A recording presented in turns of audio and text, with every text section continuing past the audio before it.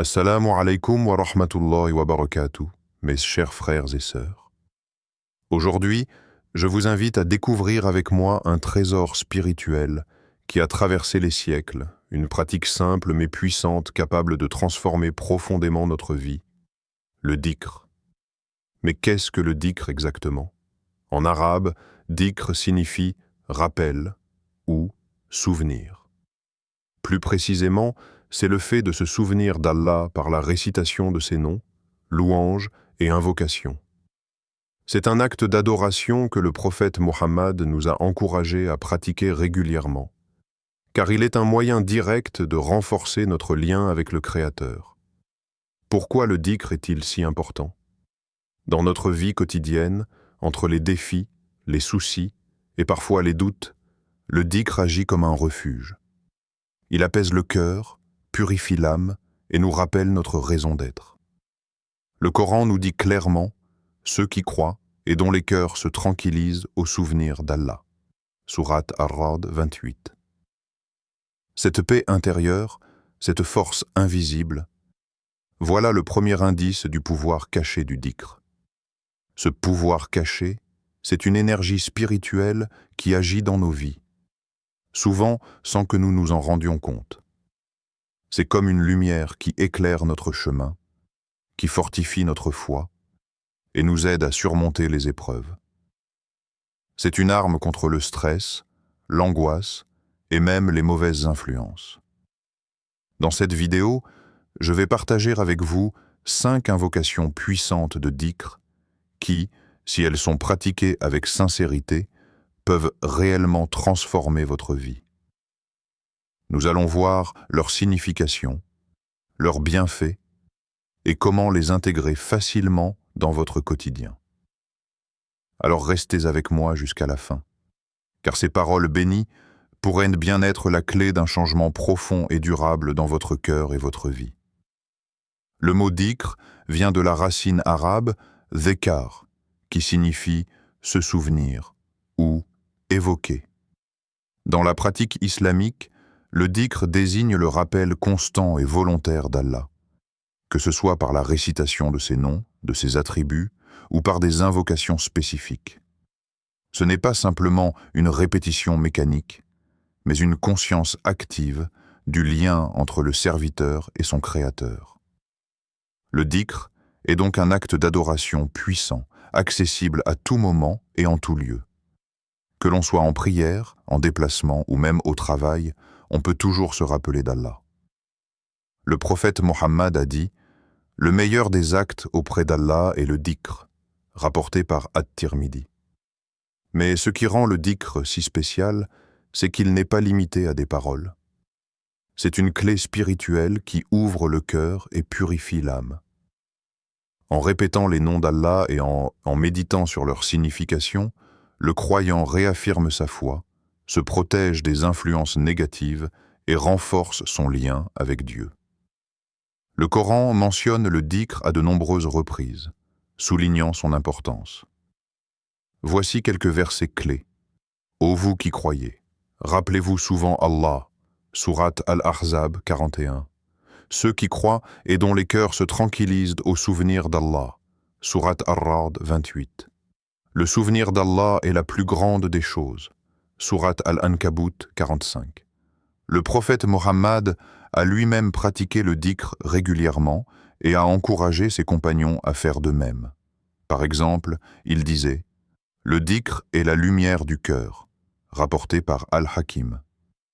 Il a également enseigné des invocations spécifiques que nous retrouvons dans les recueils de hadith, montrant ainsi que le dhikr est à la fois une science et un art spirituel. Le dhikr a des effets profonds sur la dimension spirituelle, mais aussi psychologique de l'être humain. Sur le plan spirituel, il purifiait le cœur en éloignant l'oubli et la négligence, qui sont considérés comme des maladies de l'âme. Le cœur ainsi éclairé devient plus sensible à la présence d'Allah, ce qui augmente la foi, iman, et la conscience, taqwa. Sur le plan psychologique, des études modernes montrent que les pratiques de méditation, comme le dhikr, réduisent le stress, l'anxiété et favorise un état de calme intérieur. Le simple fait de répéter certains mots sacrés produit un effet apaisant, car il mobilise la concentration, ralentit la respiration et recentre l'esprit. Les savants musulmans ont toujours reconnu ces bienfaits, disant que le dhikr est comme un vaccin pour le cœur, qui le protège contre le doute, la tristesse et la confusion. Le dhikr ne se contente pas d'apporter un bien-être momentané. Il transforme profondément la vie intérieure du croyant. Par exemple, il développe la patience face aux épreuves, renforce la confiance en la sagesse divine et aide à se détacher des désirs matériels excessifs. En pratiquant régulièrement le dhikr, le croyant voit son caractère s'adoucir, son comportement s'améliorer et son regard sur le monde changer. Assalamu alaikum wa rahmatullahi wa barakatuh, mes chers frères et sœurs. Aujourd'hui, je vous invite à découvrir avec moi un trésor spirituel qui a traversé les siècles, une pratique simple mais puissante capable de transformer profondément notre vie, le dhikr. Mais qu'est-ce que le dhikr exactement? En arabe, dhikr signifie rappel ou souvenir. Plus précisément, c'est le fait de se souvenir d'Allah par la récitation de ses noms, louanges et invocations. C'est un acte d'adoration que le prophète Mohammed nous a encouragés à pratiquer régulièrement, car il est un moyen direct de renforcer notre lien avec le Créateur. Pourquoi le dhikr est-il si important? Dans notre vie quotidienne, entre les défis, les soucis et parfois les doutes, le dhikr agit comme un refuge. Il apaise le cœur, purifie l'âme et nous rappelle notre raison d'être. Le Coran nous dit clairement « Ceux qui croient et dont les cœurs se tranquillisent au souvenir d'Allah » Sourate Ar-Ra'd 28. Cette paix intérieure, cette force invisible, voilà le premier indice du pouvoir caché du dhikr. Ce pouvoir caché, c'est une énergie spirituelle qui agit dans nos vies, souvent sans que nous nous en rendions compte. C'est comme une lumière qui éclaire notre chemin, qui fortifie notre foi et nous aide à surmonter les épreuves. C'est une arme contre le stress, l'angoisse et même les mauvaises influences. Dans cette vidéo, je vais partager avec vous 5 invocations puissantes de dhikr qui, si elles sont pratiquées avec sincérité, peuvent réellement transformer votre vie. Nous allons voir leur signification, leurs bienfaits et comment les intégrer facilement dans votre quotidien. Alors restez avec moi jusqu'à la fin, car ces paroles bénies pourraient bien être la clé d'un changement profond et durable dans votre cœur et votre vie. Le mot dhikr vient de la racine arabe dhikr, qui signifie se souvenir ou évoquer. Dans la pratique islamique, le dhikr désigne le rappel constant et volontaire d'Allah, que ce soit par la récitation de ses noms, de ses attributs, ou par des invocations spécifiques. Ce n'est pas simplement une répétition mécanique, mais une conscience active du lien entre le serviteur et son Créateur. Le dhikr est donc un acte d'adoration puissant, accessible à tout moment et en tout lieu. Que l'on soit en prière, en déplacement ou même au travail, on peut toujours se rappeler d'Allah. Le prophète Mohammed a dit « Le meilleur des actes auprès d'Allah est le dhikr », rapporté par At-Tirmidhi. Mais ce qui rend le dhikr si spécial, c'est qu'il n'est pas limité à des paroles. C'est une clé spirituelle qui ouvre le cœur et purifie l'âme. En répétant les noms d'Allah et en méditant sur leur signification, le croyant réaffirme sa foi, se protège des influences négatives et renforce son lien avec Dieu. Le Coran mentionne le dhikr à de nombreuses reprises, soulignant son importance. Voici quelques versets clés. Ô vous qui croyez, rappelez-vous souvent Allah, Sourate Al-Ahzab 41. Ceux qui croient et dont les cœurs se tranquillisent au souvenir d'Allah, Sourate Ar-Ra'd 28. Le souvenir d'Allah est la plus grande des choses, Sourate Al-Ankabut 45. Le prophète Mohammed a lui-même pratiqué le dhikr régulièrement et a encouragé ses compagnons à faire de même. Par exemple, il disait « Le dhikr est la lumière du cœur », rapporté par Al-Hakim. Il a également enseigné des invocations spécifiques que nous retrouvons dans les recueils de hadith, montrant ainsi que le dhikr est à la fois une science et un art spirituel. Le dhikr a des effets profonds sur la dimension spirituelle, mais aussi psychologique de l'être humain. Sur le plan spirituel, il purifiait le cœur en éloignant l'oubli et la négligence, qui sont considérés comme des maladies de l'âme. Le cœur ainsi éclairé devient plus sensible à la présence d'Allah, ce qui augmente la foi, iman, et la conscience, taqwa. Sur le plan psychologique, des études modernes montrent que les pratiques de méditation, comme le dhikr, réduisent le stress, l'anxiété et favorisent un état de calme intérieur.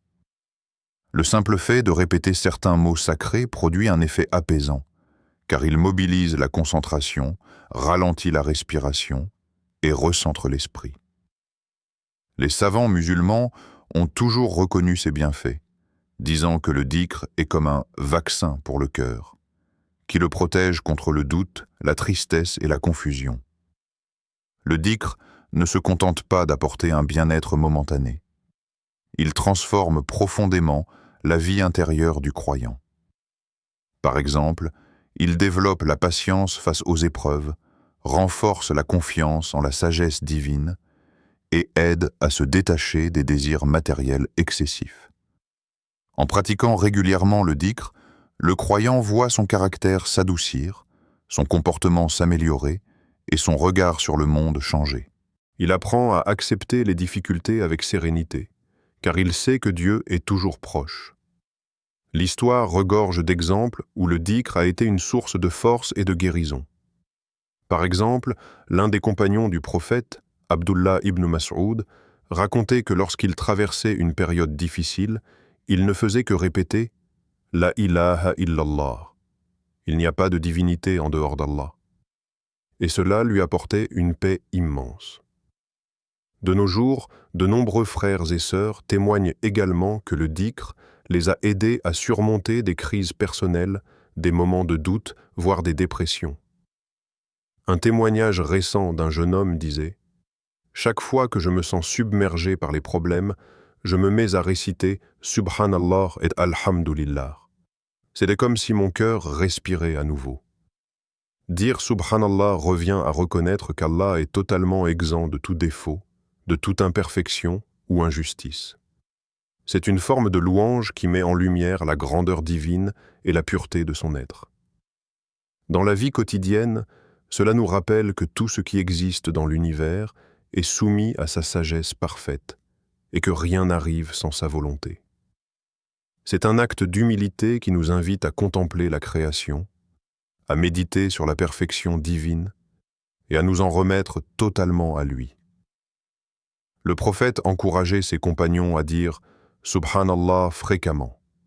En effet, il a dit « La meilleure invocation est « Subhanallah wa bihamdihi » gloire à Allah et louange à lui, rapporté par Muslim. Sur le plan spirituel, Subhanallah purifie le cœur de toute forme d'association, d'orgueil ou d'imperfection. Il rappelle aux croyants que tout pouvoir appartient à Allah seul, renforçant ainsi la foi. Sur le plan pratique, cette invocation aide à calmer l'esprit, notamment lorsque l'on est confronté à des situations difficiles ou stressantes. Elle favorise la gratitude en nous connectant à la beauté et à la perfection de la création d'Allah. Intègre Subhanallah dans des moments simples et répétitifs, en regardant la nature, en ressentant la fraîcheur d'une brise, ou en admirant la complexité du corps humain. Par exemple, chaque fois que tu vois quelque chose de beau ou de surprenant, prononce Subhanallah. Une autre méthode est de le dire après les prières obligatoires, ou dans les pauses entre les activités quotidiennes pour recentrer ton cœur. Un jour, le prophète a dit à un compagnon qui se plaignait de ses soucis, « Si tu dis 100 fois Subhanallah wa bihamdihi, tes péchés seront effacés même s'ils sont comme l'écume de la mer. » rapporté par Bukhari et Muslim. Ce hadith montre à quel point cette invocation est une source de pardon et de purification. Le dhikr, bien qu'il soit simple dans sa forme, prononcer des paroles de rappel d'Allah, demande néanmoins une certaine attention et une méthode pour qu'il soit pleinement bénéfique. La qualité du dhikr dépend beaucoup de la concentration, de la sincérité et de la régularité avec lesquelles on le pratique. Voici quelques conseils essentiels pour tirer le meilleur parti de cette pratique spirituelle. Pour que le dhikr soit efficace, il faut que le cœur soit présent et concentré sur ce que l'on dit. Éviter de le réciter de manière mécanique est crucial. Une bonne technique est de méditer sur la signification des mots que l'on prononce.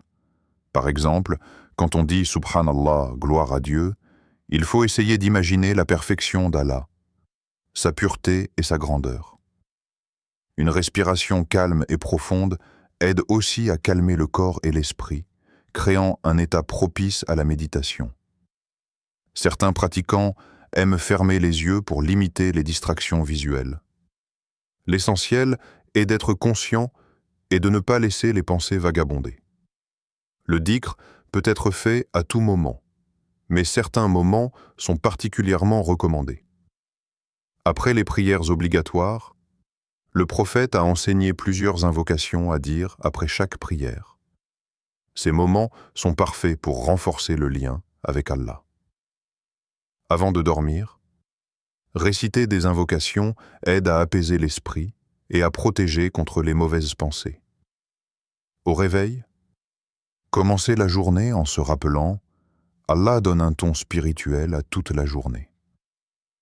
Pendant les déplacements ou les tâches répétitives, quand on fait des activités où l'esprit n'est pas trop sollicité, le dhikr permet d'utiliser ce temps efficacement. En période de stress ou de difficulté, le dhikr apaise le cœur et recentre l'esprit. Pour ceux qui ont du mal à compter les invocations, l'utilisation d'un tasbih, chapelet, est très utile. Il permet de garder une trace des répétitions, souvent 33, 99 ou 100 fois. Cela aide aussi à rester concentré, car le geste manuel renforce la présence d'esprit. Certains préfèrent réciter les invocations mentalement, tandis que d'autres aiment les prononcer à voix basse ou haute. Chacun doit trouver la méthode qui lui convient le mieux. Le secret du dhikr n'est pas seulement dans la quantité, mais surtout dans la qualité. Une invocation dite sincèrement, avec concentration et amour pour Allah, vaut bien plus que des centaines récitées machinalement. La régularité est aussi clé. Même quelques minutes par jour, si elles sont consacrées sincèrement au dhikr, auront un impact profond sur le cœur. Plutôt que de réciter beaucoup une seule fois, mieux vaut s'engager à pratiquer régulièrement. Le dhikr ne se limite pas à une simple pratique religieuse.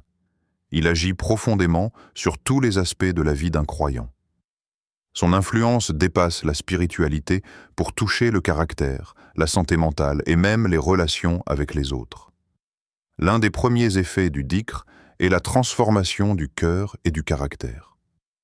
En répétant régulièrement les noms d'Allah et en méditant sur leur signification, le croyant développe des qualités essentielles comme la patience, la sérénité et l'humilité. Par exemple, face aux épreuves et aux difficultés, le dhikr aide à garder son calme. Le prophète Mohammed nous a montré que la patience est l'une des clés du succès spirituel, et le dhikr en est un puissant moyen. Celui qui s'attache au rappel d'Allah apprend à relativiser les problèmes et à accepter ce qui vient avec sagesse. Cette paix intérieure se reflète ensuite dans le comportement quotidien.